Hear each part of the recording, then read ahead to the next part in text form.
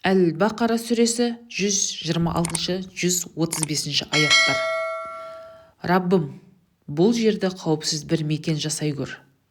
Тұрғындарының ішіндегі Аллаға және ақырет күніне иман келтіргендерін түрлі жемістермен жарылқай көр, деп тілеген Ибрахимге Алла күпірлік келтіргендерге де аз ғана уақыт неспей беремін.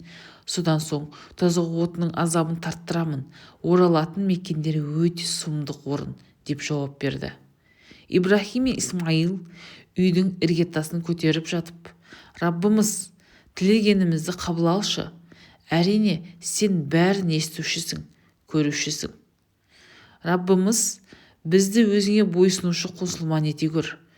Ұрпақтарымыздан да өзіңе құлшылық ететін үмбеттер шырғайсың. Бізге қажылықтың ғибадат жасайтын орындарын көрсеткейсін. Тәубемізді қабыл алғайсың. Әрине, сен тәубені қабыл алушы, ерекше мейірімдісің. Раббымыз ұрпақтарымызға өзіңнен келген кітапты, аяттарыңды оқып беретін, хикметтеріңді үйрететін, олардың жан дүниесін рухани тазалайтын, өз араларынан елші шырғайсың. Сен күмәнсіз азизсің, аса ізеттісің, хакімсің, данасың, деп жалбарынды.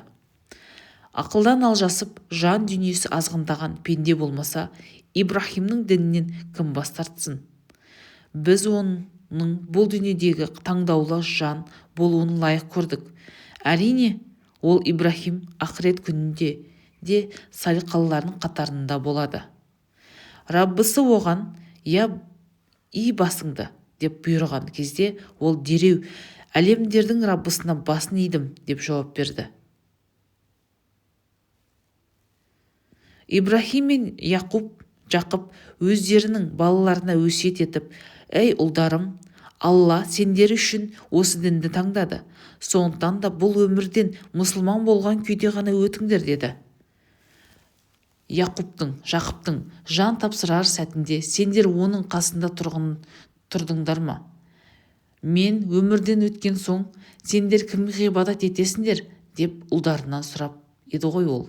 Сенің құдайыңа табынамыз, және сенің аталары Ибрахимнің, Исмаилдің және Исқақтың құдайы жалғыз тәңірге құлшылық қыламыз, деп жауап берген еді олар. Олар дүниеден өткен ұрпақтар ғой. Олардың істеген істері өздеріне ғана тән болмақ. Ал сендер өздеріңнің істеген істеріңе жауап бересіңдер. Олардың істеген істері үшін сендерден сұрақ сұралмайды. Нағыз тура жолды тапқыларың келсе, яһудилердің мен насаралардың жүрген жолынан түсіңдер, деді олар. Жоқ, біз Құдайға шын берілген ханифа Ибрахимнің дініндеміз. Ол нағыз тура жолда болды. Еш уақытта жаратқан иемізге серік қоспаған, деп айтқан оларға. Уа Мұхаммед, оған Алланың салауаты мен сәлемі болсын.